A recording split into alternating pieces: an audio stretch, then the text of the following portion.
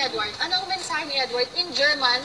Kay Maymay, German. Anong sabihin kay Maymay in German? Tatay ano na gaganti kayo, girl? Nein! Message lang. Hallo Maymay, wie geht's dir? Du bist... Du bist...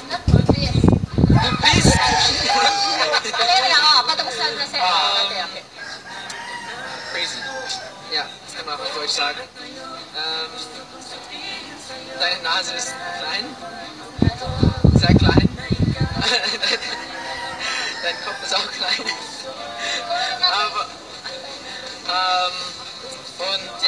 Aber du bist die Beste. Also von alle Freunde, du bist einer meiner Besten. Und für dich wünsche ich alles Bestens. That's it. Tschüss, Lisa.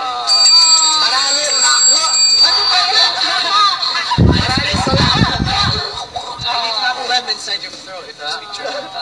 Nice. In Bisaya. Alam mo sa kamandok pa eh. Para sa kanya, hindi naman maintindihan. Hindi naman niya maintindihan eh. Pero mga lalong, sasama niya ba? Mga lagsom na mga Bisaya. Gusto lang ko makahibalo ka na kanang buang ka. O niya, hindi. Ulat ba ulat?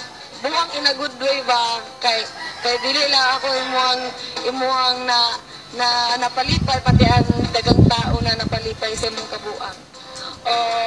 O natunta na dili ka magbag-o. Mo na, you realize that I don't understand your topics. Yan. Tapos, hinatunta na dili ka magbag-o. Inanara ka, Perme. Ha? Nara.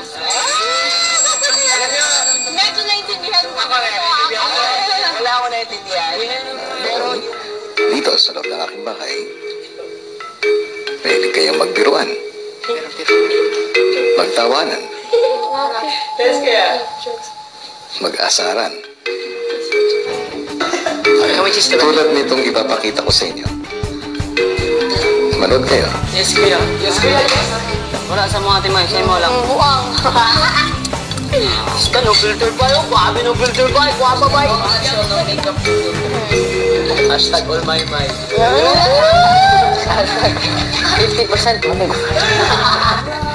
But 100% beautiful. 100% beautiful. Gusto ko kung kuloy. It will be 50% 100% beautiful. Liar! Maybe the Mongoloid is beautiful.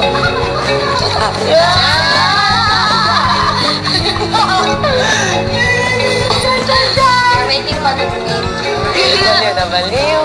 Ako sa'yo. Ako sita.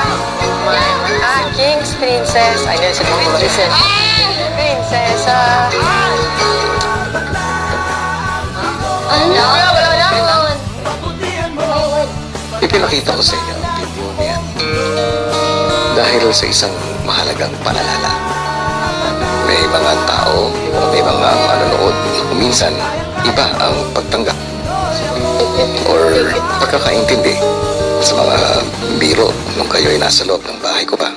At ngayong nasa labas na kayo, housemates, dapat mag-ingat kayo dahil kayo ay mga role models na ng kabataan. So, learn how to control yourselves, especially to sensitive terms. Ang biro para sa atin ay hindi biro sa iba. Magkaintindihan ba tayo? At kaya ko din naman ito sinabi sa inyo dahil may mga nakarating na rin sa akin of people who were offended by what they've seen. Kaya ngayon, itama natin ang ating pagkukulang. Kaya, bibigyan ko kayo ngayon ng pagkakataon to say your piece. How about this? Apologize. Kung sino man yun na-offend you. First, to everyone that I've offended, I want to make it clear that my intentions were never to offend you. When I think back, maybe the terms that I used were not, without thinking really. I didn't know, I guess, the full extent of what I was saying. That was my mistake. But first of all, and most importantly, I want to apologize to everyone whom I may have offended. Again, because that was never my intention. So, I'm sorry for that. Lahat ng mga tao, yung mga biruan po namin, akala nyo na talagang ay sa mga na-offend po namin, dahil sa mga biro namin, yung nagagamit namin mga salita, na hindi naman talaga namin namin yun. Pasensya na po sa lahat pong na-offend. Pero ngayon po natutunan po namin yun. Trying our best po na hindi na yun mauulit po. Kuya, gusto ko lang po sabihin na yung take ko po kasi sa mga ganito is na hindi po lang na namin alam yung mga nasasabi na po pala namin. And then, so gusto ko po mag-sorry sa lahat ng na-offend ko and sa lahat ng na-offend ng mga kasama ko. Mas magiging maingat po kami sa mga sinasabi namin sa susunod. Maraming salamat sa napaka-sincere na mga salita ninyo. At sigurado naman ako na tutuparin ninyo ang pangako nyo. I'm still very proud of you, my teen housemates. Thank